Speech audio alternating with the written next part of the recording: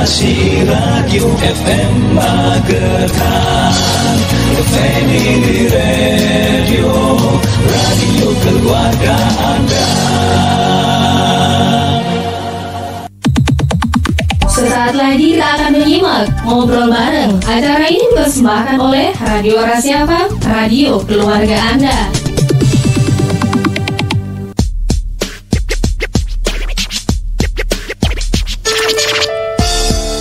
Rasi 90,6 FM Radio Keluarga Anda. Selamat siang sahabat Rasi. Kembali di sesi yang kedua. Seperti yang sudah saya janjikan tadi di sesi yang pertama, kita bakal ngobrol sehat bareng RSUD Dr. Saidiman Magetan dengan tema yaitu kelainan tulang pada anak. Dan ini sudah ada dokter kita dari Rumah Sakit Saidiman Magetan, yaitu Dr. Bambang Perwadi. Selamat siang dokter. Selamat siang para pendengar sekalian Rasi FM dimanapun berada. Kabarnya sehat ya dok ya? Alhamdulillah sehat. Ini tadi dari rumah sakit langsung menuju sini ya dok? Iya, tidak ngopi dulu. Oke dok, untuk siang kali ini ya dok ya, tema kita yaitu kelainan tulang pada anak ya. Ini memang sangat rentan ya dok ya. Betul. Mungkin langsung aja untuk menyampaikan mengapa sih ada kelainan pada tulang pada anak ini dok. Baik, terima kasih para pendengar Rasi FM yang berbahagia dimanapun berada, bahwa khususnya bidang ilmu ortopedi dan traumatologi ini sangat luas. Salah satunya yang paling banyak yang merupakan inti poin atau awal mula ortopedi berada itu adalah kelainan tulang pada anak. Jadi kita menyebutnya dengan pediatric orthopedics. Jadi kelainan tulang pada anak ini sangat luas. Kita bisa memandangnya dari baik sistem kelainannya maupun berdasarkan dari sistem anatominya, atau bagian tubuh mana yang terkena. Kalau dari sistem tubuh kita bisa mengenal ada 8 bagian atau 8 macam kelainan tulang pada anak. Sebenarnya sangat banyak. Kemudian kalau dari anatominya bisa di tulang belakang, bisa di ekstremitas atas itu tangan, bahu, kemudian bisa di daerah kaki, maupun di kaki. Ini ada kaki bagian atas itu kita menyebutnya dengan pinggul, paha, kemudian ada juga di daerah kaki. Memang sangat luas. Kita mulai dulu dari kelainan-kelainan yang berdasarkan sistem organ. Itu ada yang disebut dengan ada 8 ya tadi ya. Yang pertama itu yang kita sebut dengan bone dysplasia, atau kelainan yang disebabkan karena banyak macam, utamanya disebabkan karena gen defect, karena adanya defect pada gen, sehingga dia bisa menimbulkan kelainan tulang. Biasanya pasiennya menjadi tidak normal, baik ukurannya, tinggi badannya, kemudian bentuk tubuhnya itu menjadi dia lebih pendek tapi tangannya besar-besar, dengan badan yang tidak proporsional. Gitu ya. Maksudnya tidak proporsional itu kepalanya cenderung lebih besar dibandingkan dengan badannya. Gitu. Terus kemudian yang kedua itu ada defek kromosomal. Kromosom itu memang dia ketika sejak masa pembuahan dan seterusnya, kemudian morula, gastrula, blastula dan seterusnya, itu ada defek pada kromosom, maupun juga bisa disebabkan karena kelainan teratologik. Jadi kelainan disebabkan karena zat-zat kimia yang memapar ibu ketika sedang hamil. Biasanya bisa terjadi Down syndrome, Turner syndrome dan sebagainya. Ini juga bisa menimbulkan kelainan pada tulang. Kemudian kelainan yang ketiga ini disebabkan karena hematopoietic disorder. Jadi penyakit darah itu juga bisa menimbulkan kelainan di tulang. Misalnya thalassemia, hemofili, leukemia, sickle cell anemia, Gaucher disease, itu semuanya bisa menimbulkan kelainan pada tulang. Dan umumnya memang manifestasinya pada anak, usia anak. Usia anak ini kalau dulu kan kita mengenalnya 0 sampai 12 sampai 14 ya. Kalau sekarang kita dengan ilmu yang baru ini untuk usia anak itu adalah usia 0 sampai 18 tahun. Gitu. Jadi udah SMA itu masih anak-anak gitu ya. Jadi masih rentan juga ya dok ya? Masih kita kategorikan sebagai anak. Jadi anak itu bukan dewasa mini. Oh gitu. Anak-anak itu secara anatomi dan fisiologi tidak bisa dianggap sebagai orang dewasa yang diperkecil, bukan. Anak ini adalah sesuatu yang unik, yang berbeda dari dewasa. Kemudian yang keempat itu ada kelainan tulang karena metabolik. Penyakit metabolik ini biasanya osteogenesis imperfecta, itu tulangnya ini menjadi mudah patah. Kita menyebutnya dengan marble bone, tulang yang seperti marble yang mudah patah. Kemudian osteopetrosis, kemudian Marfan syndrome, itu adalah disebabkan karena metabolic disease. Kemudian kelainan tulang yang disebabkan karena proses persalinan, kita menyebutnya dengan birth injury atau kelainan yang disebabkan karena proses persalinan. Paling sering adalah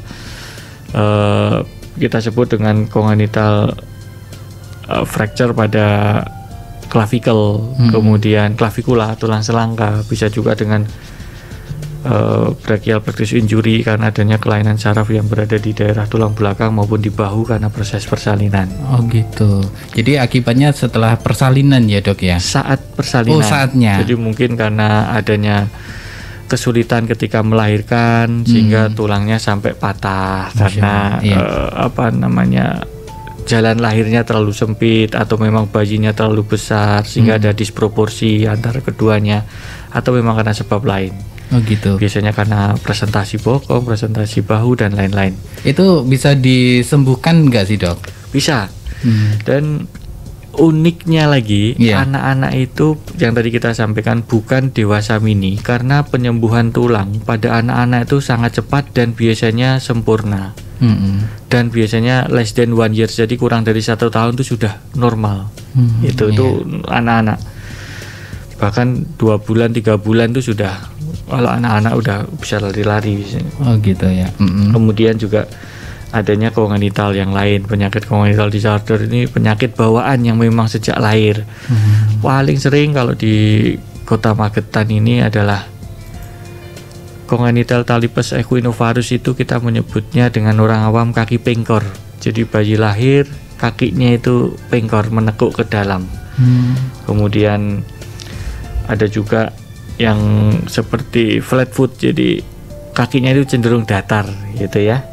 Itu juga bisa. Kemudian untuk kelainan-kelainan lain yang ada di tulang biasanya karena masa pertumbuhan. Masa pertumbuhan ini paling sering adalah skoliosis. Jadi tulang belakangnya ini bengkok atau tumbuhnya tidak lurus. Dia memutar, rotasi, kemudian dia juga bengkok biasanya gitu. Itu kita menyebutnya dengan skoliosis, dan ini bukan kongenital, bukan bawaan lahir, tapi ini timbul ketika sedang tumbuh. Gitu. Kenapa bisa begitu? Sampai sekarang kita masih belum tahu apa penyebabnya. Masih orang sedunia masih bingung. Banyak dugaan-dugaan, tetapi semua itu masih bersifat dugaan, belum sampai ke sesuatu yang sifatnya pembuktian secara ilmiah. Jadi masih kita menyebutnya dengan idiopathic scoliosis pada adolescent. Nah itu untuk penyakit itu sendiri juga ada bisa diterapi untuk pemulihannya dok, atau mungkin memang tidak bisa disembuhkan nih dok? Bisa. Jadi gini, ada beberapa kelainan yang memang sulit sekali dilakukan koreksi, ya seperti kayak penyakit-penyakit bone dysplasia, seperti karena dwarfism, ya karena seperti kalau seperti akromegali dan lain-lain ini sulit. Jadi ya memang selamanya bentuk tubuhnya akan seperti itu. Seperti kemudian ada juga yang disebut dengan kretinisme karena kelainan hormon, hormonal, kekurangan hormon yodium kalau kita dulu bilang. Jadi anak ini kerdil ya, kecil tapi proporsional. Kecil tapi proporsional, dia lebih pendek, dia pendek, kecil, kerdil, tapi dia proporsi, kepala sama badannya proporsi, jadi seperti anak kecil. Tapi kalau dwarfism itu tidak, dia tidak proporsional, di kepalanya cenderung lebih besar. Terus kemudian untuk kelainan-kelainan yang paling banyak itu biasanya kalau anak-anak kongenital, sifatnya kongenital bawaan lahir itu CTEV, kaki pengkor. Banyak sekali di Kota Magetan dengan penduduk hampir 700.000 ini. Dalam setiap 1 bulan gitu kita menerima sekitar mendapatkan 2-3 kasus yang perlu dilakukan koreksi. Oh gitu. Jadi dimulai dari dini dulu ya dok ya? Ya, dan memang untuk khususnya di Rumah Sakit Magetan itu sudah kita memiliki alur atau prosedur di mana kalau didapatkan bayi lahir dengan kelainan, ini yang biasanya mengetahui pendapatan pertama adalah dari dokter spesialis anak. Oh gitu ya. Kemudian nanti dari dokter spesialis anak akan melakukan konsultasi ke kami di ortopedi nanti untuk kita lakukan koreksi. Oh gitu. Baik dok ya. Tentunya Sahabat Terasi, untuk Anda yang mau bertanya mengenai kelainan tulang pada anak, ini bisa melalui teleponnya di 0351 8961137 atau di WhatsAppnya di 0811 302906. Nah, untuk acara Ngobrol Sehat ini juga bisa Anda tonton di aplikasi Xpis Radio dan juga di rasiafm.co.id dan juga di fansbacknya Rasi Magetan Sahabat Terasi. Nanti kita bakal ngobrol lagi mengenai kelainan tulang pada anak bersama Dr. Bambang Purwadi dari RSUD Dr. Saidiman Magetan.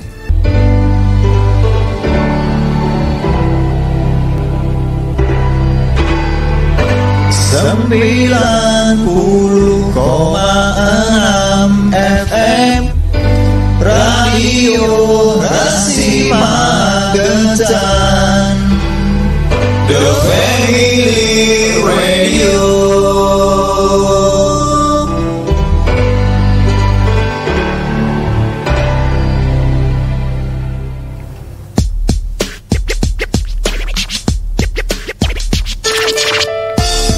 Resi 90,6 FM Radio Keluarga Anda. Saudara Rasi, kita kembali lagi ngobrol sehat bareng RSUD Dr. Saidiman Magetan, yaitu ada Dr. Bambang Purwadi. Saudara Rasi, mengenai tema kita yaitu kelainan tulang pada anak. Nah, tadi ada 8 kelainan ya dok yang Betul. sudah dokter sampaikan dan 4 sudah disampaikan, dan tentunya ini dok ada yang bertanya juga di WhatsApp-nya nih dok.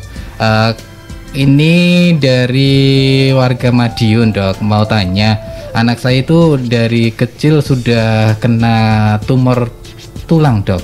Ya. Ini untuk terapinya itu harus sering atau gimana solusinya dok? Terima Baik. kasih. Ya.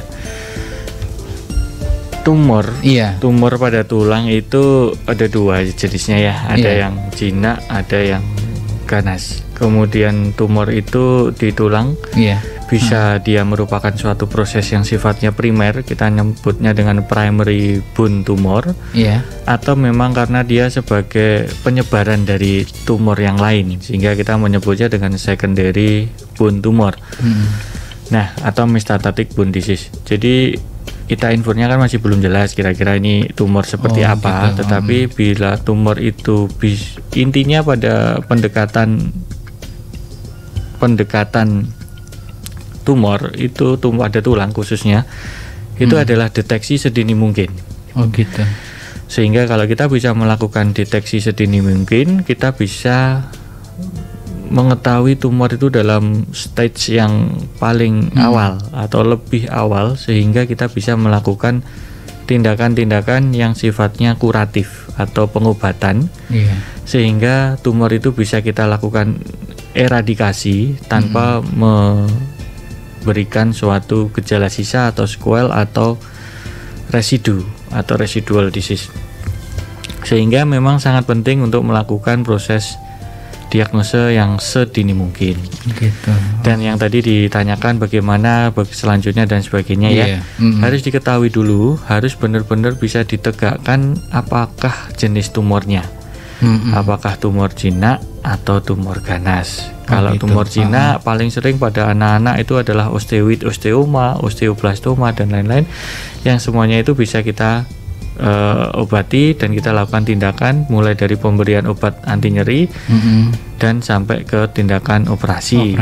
Operasinya bisa operasi kuretase, bisa dilakukan debulking dan seterusnya, tergantung bagaimana lesinya dan bagaimana soft tissue involvement, keterlibatan jaringan lunak yang ada di sekitarnya. Tetapi kalau tumor jinak biasanya jarang, dia biasanya terlokalisir.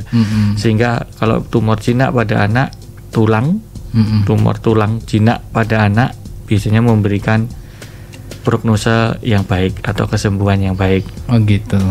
Tetapi sebaliknya, kalau pada tumor ganas pada anak, manifestasi yang paling banyak itu adalah osteosarkoma, sifatnya adalah primary bone tumor. Primary bone tumor, osteosarkoma salah satu jenisnya itu memberikan prognosa atau kemungkinan sembuh itu baik bila kita bisa mendeteksinya sejak stagingnya itu masih awal, sehingga bisa dilakukan tindakan operasi debulking dan dilakukan pemasangan osteosintesis. Oh gitu. Itu dikombinasi dengan kemoterapi baik pre maupun post operasinya. Oh gitu. Itu kalau tumornya ganas. Oh. Gitu. Jadi tapi sebaliknya bila stagingnya biasanya sudah lanjut, sudah ada metastatik baik itu mikro metastasis maupun makro metastasis di organ-organ lain, yang paling sering adalah paru, liver. Ya kita bisanya tidak bisa kuratif lagi atau tidak bisa yang sifatnya mengobati atau menyembuhkan, tapi sifatnya adalah paliatif, yaitu memperbaiki sedemikian rupa sehingga kualitas hidup dari pasien tersebut tetap baik walaupun masih sakit. Oh gitu. Dan ini untuk mengetahui si anak ini menderita tumor tulang ini gimana sih dok? Ciri-cirinya gimana sih dok? Ya, ciri-cirinya sangat luas, tergantung bagaimana atau apa sifat tumornya. Tapi yang paling sering disebabkannya gejala yang muncul itu adalah nyeri. Nyeri yang sifatnya terus-menerus, semakin lama itu semakin sakit. Terus kemudian nyeri ini tidak pernah hilang dengan pengobatan atau obat-obat anti nyeri yang konvensional. Misal kalau anak-anak kasih paracetamol, ibuprofen gitu, nyerinya cuma berkurang, tetapi tidak sampai hilang. Terus dari hari ke hari itu tambah sakit. Jadi sifat nyerinya seperti itu. Kemudian yang kedua, karena tumor tulang itu kan, bagian tulang itu adalah bagian terdalam dari sebuah organ atau struktur tubuh manusia ya, sehingga sifat nyerinya itu di dalam. Kemudian biasanya kalau dia sudah membesar disertai dengan benjolan. Oh gitu. Kemudian kalau dipakai untuk pergerakan sakit.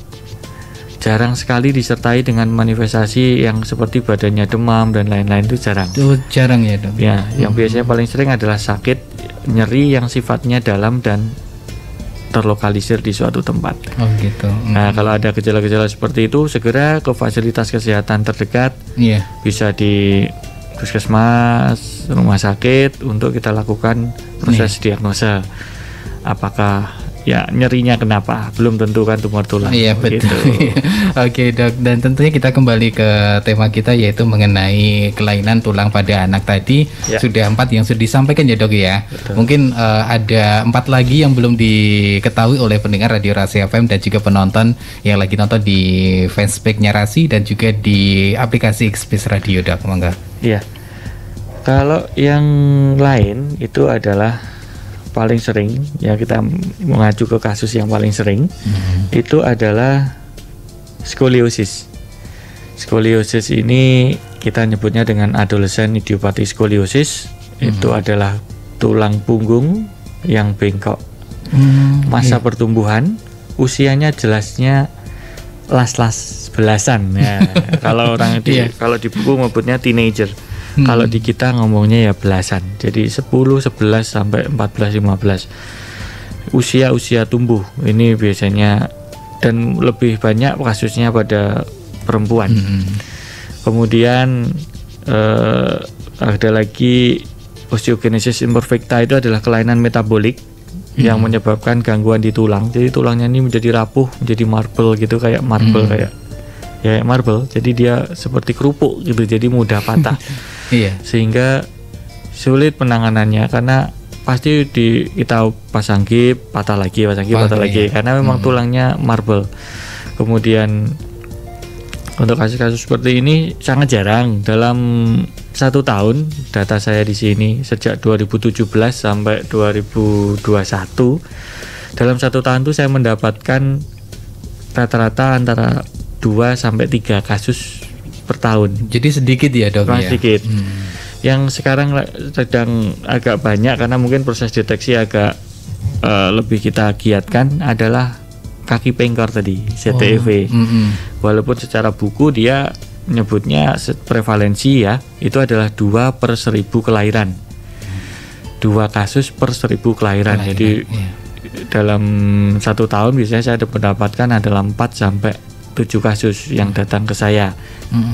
Tuh, kalau CTEV biasanya memberi prognosa yang bagus karena bisa kita lakukan tindakan sejak 1 minggu usianya. Jadi sejak lahir usia 1 minggu kita bisa kerjakan. Oh gitu. Tuh ada, jadi ada osteogenesis imperfecta, ada skoliosis, ada CTEV. Kemudian untuk kelainan-kelainan yang lain ini sifatnya sangat jarang. Jadi seperti DDH, DDH itu developmental of the hip. Developmental dysplasia of the hip ini biasanya pada usia mulai berjalan. Jadi anak-anak usia 3, 4, 5, 6, 7 itu sering, kok anak saya kakinya pincang ya. Oh gitu. Ya biasanya ibu-ibu ini yang care terhadap anaknya gitu, loh ini kok kaki saya kelihatan anaknya ini kakinya pincang. Nah itu kelainannya ada di pinggul. Itu sangat jarang juga saya mendapatkan dalam setahun itu, cuma rata-rata 1 maksimal 2 dalam 5 tahun terakhir. Jadi tidak banyak. Nah untuk tindakan-tindakan DDH itu kita nyebutnya dengan DDH singkatannya, itu memang operatif. Dan memang terus terang kalau untuk operatif ini kita masih belum memiliki sarana prasarana yang canggih, sophisticated, sehingga kita tetap melakukan rujukan ke rumah sakit tipe A. Oh gitu. Itu untuk DDH. Kemudian ada juga yang disebut dengan karena trauma. Jadi kelainan tulang karena trauma ini karena jatuh ya, ini sering ya dok ya. Wah, bukan sering, itu banyak kasusnya. Jadi memang pertama kita dari segi preventif harus bisa melakukan tindakan pencegahan. Betul. Anak-anak jangan sampai jatuh. Kenapa sih? Jadi gini, tulang pada anak itu kan tidak sama dengan tulang pada dewasa. Tulang pada anak itu masih memiliki struktur yang disebut dengan lempeng pertumbuhan atau epiphyseal plate, di mana tulang itu bisa tumbuh memanjang, dan tulang itu juga masih memiliki selaput pembungkus yang disebut dengan periosteum ini yang cukup tebal, yang memungkinkan tulang itu membesar. Jadi tumbuh memanjang dan berkembang membesar. Sehingga uniknya tulang pada anak seperti itu, sehingga kalau terjadi injury atau patah atau mengsle atau retak atau apapun, itu pasti akan mempengaruhi proses pertumbuhan selanjutnya. Eman-eman kasihan, makanya jangan sampai anak itu jatuh. Makanya kebijaksanaan seorang orang tua itu sangat diperlukan, baik dalam hal pengawasan maupun pemberian izin yang sifatnya seperti memaksakan. Misal anak masih di bawah umur naik sepeda motor di jalan raya, itu hal-hal yang memang cukup beresiko, dan salah satunya resikonya pada tulang kalau sampai patah. Itu fraktur pada anak itu memang penanganannya cukup sebenarnya simple, tetapi dibutuhkan segera. Makanya kalau ada anak yang jatuh terus bengkak, jangan kemana-mana kecuali ke fasilitas kesehatan. Betul. Bawa ke fasilitas kesehatan, jangan dibawa ke tempat lain, sehingga kemungkinan kecacatan di kemudian hari itu bisa kita minimalkan. Begitu. Jadi untuk anak yang patah tulang tadi ya dok ya, untuk penyembuhannya juga sebenarnya cepat ya dok ya. Betul.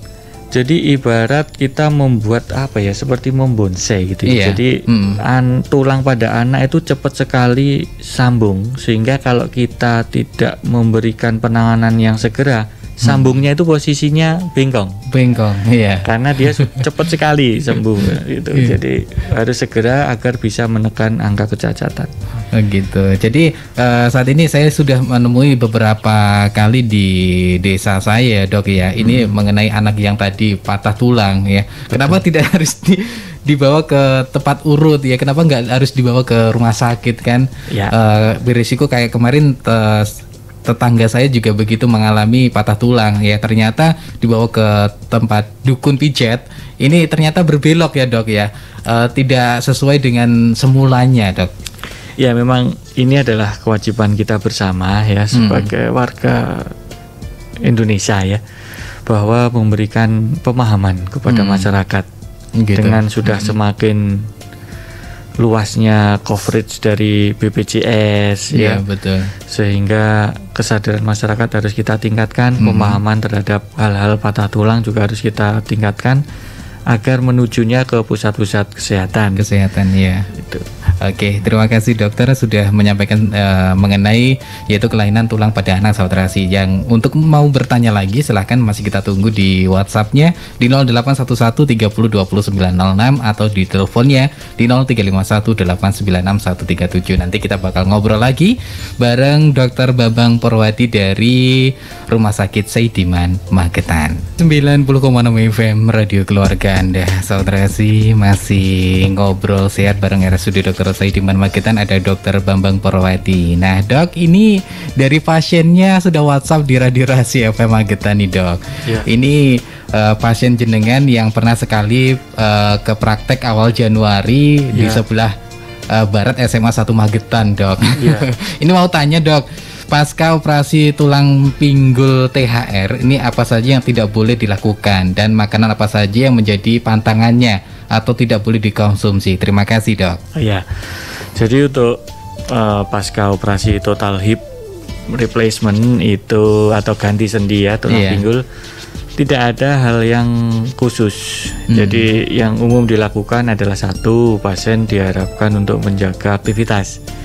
Karena bagaimanapun juga sebaik-baik ciptaan itu tetap ciptaannya Allah yang paling baik ya. Jadi sebaik-baik operasi yang dikerjakan itu tetap akan membawa ketidaksempurnaan sehingga kita harus menjaganya. Nah, yang pertama kita harus jaga adalah aktivitas. Sebisa mungkin menggunakan alat bantu ketika berjalan sehingga tidak membebani. Yang kedua, jaga agar berat badannya jangan terlalu besar ya. Jadi diet itu biar berat badan ideal sehingga akan mengurangi load bearing pada daerah pinggul sehingga pembekan. Terus kemudian aktivitas apapun boleh ya, olahraga yang sifatnya ringan. Kemudian lari, loncat ya dihindari. Kemudian untuk dari segi makanan, khususnya makanan ini tergantung dari usia. Ketika usianya masih belum menopause untuk perempuan atau laki-laki biasanya masih terus sehat ya. Untuk pasien-pasien yang usianya kurang dari 45 atau 50 tahun makan yang biasa. 4 sehat 5 sempurna ya kalau kita dulu kecil, jadi semua unsur gizi ada dan tercukupi. Kemudian untuk kalau usianya sudah lebih dari 50 itu atau sudah menopause itu pada perempuan sudah mulai terjadi penurunan yang sangat banyak hormon estrogennya atau hormon-hormon yang lain yang pastinya akan mempengaruhi kepadatan tulang. Sehingga ya banyak mengkonsumsi vitamin, vitamin C, vitamin D. Kemudian usahakan untuk menambah kontak dengan sinar matahari. Jangan di rumah terus ya. Nanti sering jemur ya dok ya. Ya nanti, tapi jangan lama-lama nanti kering nanti ya. Jadi ya tetap berjemur di pagi hari ketika suasana itu sedang hangat. Suasana hangat bukan panas loh ya. Suasana sedang hangat tuh biasanya matahari pagi ketika terbit, ketika cahayanya masih berwarna kuning oranye. Itu kan hangat, itu baik untuk ultraviolet yang dibutuhkan untuk memetabolisme lemak menjadi vitamin D. Kemudian pilih mengkonsumsi obat-obatan yang khusus untuk vitamin D. Minyak ikan itu salah satunya. Kemudian untuk dari segi susu juga boleh. Susu sebenarnya apapun mereknya itu bagus. Yang penting rutin, di mana kecukupan kalsium itu sebenarnya juga tidak terlalu banyak. Yang penting rutin. Kemudian yang paling penting untuk total hip replacement adalah evaluasi. Karena salah satu resikonya atau komplikasi di kemudian hari adalah terjadinya aseptic loosening, itu paling sering, atau terjadinya tear and wear. Jadi ya namanya engsel tuh, kalau engsel pintu itu kan juga sering kalau sudah beberapa tahun dia jadi seret ya, karena ada tear, ada gesekan yang merusak sendi itu, sendi besi tadi, sehingga harus kita lakukan evaluasi yang rutin begitu. Untuk pasca operasinya tadi ya dok ya, tentunya ada pemulihan dan juga pemeliharaannya juga ya dok ya, dan itu untuk kontrolnya setiap setahun sekali atau mungkin berapa bulan sekali sih dok? Ya, In case, jadi untuk kontrol itu tidak bisa kita lakukan generalisasi. Biasanya kalau memang sudah bagus, sudah tidak perlu kontrol. Oh gitu. Jadi evaluasi yang pertama kalau untuk pos operasi total hip apa total knee, arthroplasty ya, itu adalah evaluasi 2 minggu pertama luka. Oh gitu. Bahwa pada operasi tersebut tidak boleh ada infeksi.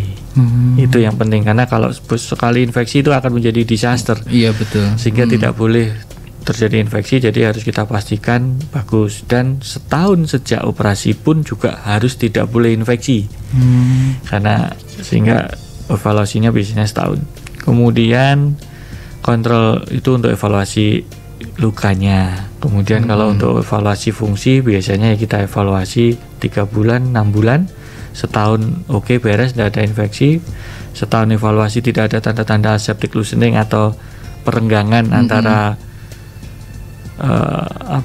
implan yang dipasang dengan tulangnya, ya insya Allah sih bagus selanjutnya. Jadi tidak perlu lagi untuk 2 tahun kemudian, tidak perlu lagi ke rumah sakit lagi ya dok ya untuk pemeriksaan ya? Tidak perlu, dan yang penting tadi aktivitas. Aktivitas yang penting tadi. Betul. Ya dok ya. Ibarat kita punya pintu gitu ya, kita eman-eman gitu ya. Iya. Terus kemudian tadi engselnya biar awet.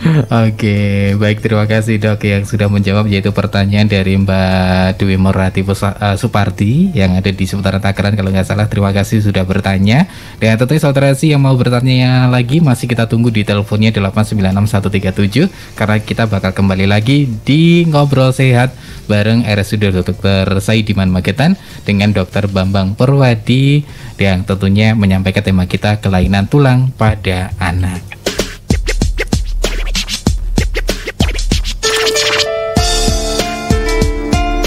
Rasi 90,6 FM Radio Keluarga Anda, saudara masih ngobrol sehat bareng RSUD Dr. Saidiman Magetan. Nah dok, ini sebelum kita berlanjut lagi, ini sudah ada pertanyaan lagi nih dok, mengenai dari Mbak tadi. Ini mengenai walker, kalau nggak salah ini dok. Walker itu berapa bulan sih dok? Adakah batasannya? Dan misalnya wajibnya untuk 3 bulan awal atau bagaimana? Terima kasih dok. Baik, untuk pemakaian walker ini alat bantu jalan yang kakinya 4 itu, yang biasanya digunakan selain oleh pasien-pasien ortopedi, oleh pasien-pasien yang CVA atau stroke. Jadi walker ini dipakai apakah selamanya? Jawabannya belum tentu juga. In case tergantung bagaimana hasil operasinya. Bila hasil operasinya kita lakukan cukup stabil dan rigid enough, dan usianya masih muda, kemudian tidak ada faktor-faktor komorbid, kemudian juga tulangnya cukup bagus, mungkin 2 bulan cukup untuk dilepas sehingga jalan biasa. Gitu. Tapi tetap alat bantu kalau pada pasien-pasien yang usianya lanjut dengan tulang yang sudah kropos, kemudian memiliki komorbid seperti jantung, kelainan jantung, gagal jantung, atau kelainan-kelainan yang mengganggu kerja jantung, itu sebaiknya tetap memakai alat bantu yang sifatnya ringan. Paling ringan ini adalah tongkat atau teken. Kan kalau memakai walker ini memerlukan energi expenditure yang cukup besar, karena berat ya dok. Karena orang harus memindahkan itu, dan kalau untuk manusia tua itu hal yang luar biasa effortnya untuk bisa memindahkan walker itu. Sehingga kalau memang cukup stabil dan rigid enough untuk total hip replacementnya, implan yang kita pasang cukup menggunakan alat bantu ringan, gitu. Misalnya tongkat gitu. Betul. Oke, terima kasih dok. Dan tentunya ini sebelum kita tuntaskan, mungkin ada pesan untuk pendengar Radio Rahasia Magetan dok mengenai kelainan tulang pada anak ini dok. Monggo. Kelainan tulang pada anak ini harus kita bisa waspadai. Saya titip pesan kepada para ibu-ibu yang biasanya lebih dekat dengan para anak-anaknya untuk lebih memperhatikan bila mana terdapat gangguan-gangguan yang tidak normal. Dan bila mendapatkan atau sepertinya ada sesuatu pada anaknya, segeralah ke fasilitas-fasilitas kesehatan terdekat. Untuk ketika terjadi trauma, sebaiknya juga jangan dibawa kemana-mana, kecuali bawalah ke fasilitas kesehatan yang terdekat. Itu, dan kenapa itu semuanya harus kita lakukan? Karena kelainan pada tulang ini umumnya tidak memerlukan tindakan operasi yang kompleks, tetapi bila kita bisa melakukan dengan sesegera dan sedini mungkin akan memberikan hasil yang maksimal. Iya.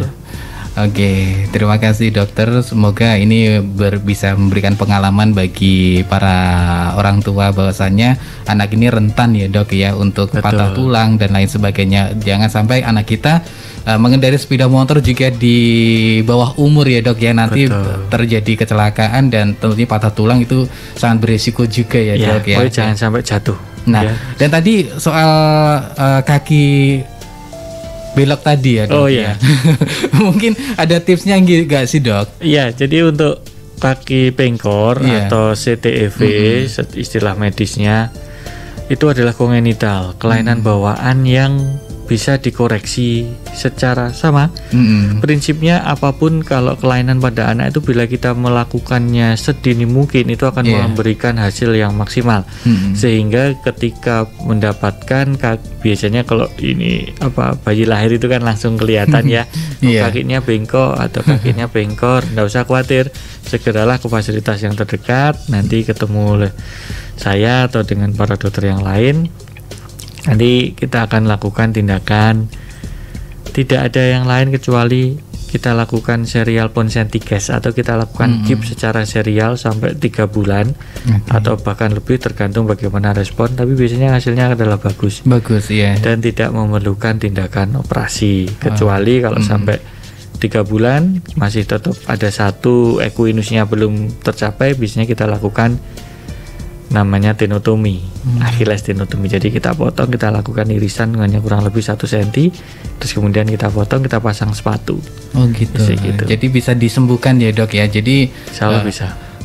Kalaupun usianya di atas, maksudnya sudah dewasa juga bisa diperbaiki nggak sih dok? Kalau menemukan kasus neglected CTEV, kita bilangnya neglected CTEV itu kaki bengkor yang kita temuinya sudah usia belasan atau usia 6, 7, 8 tahun, itu penanganannya tidak bisa si simple yang tadi.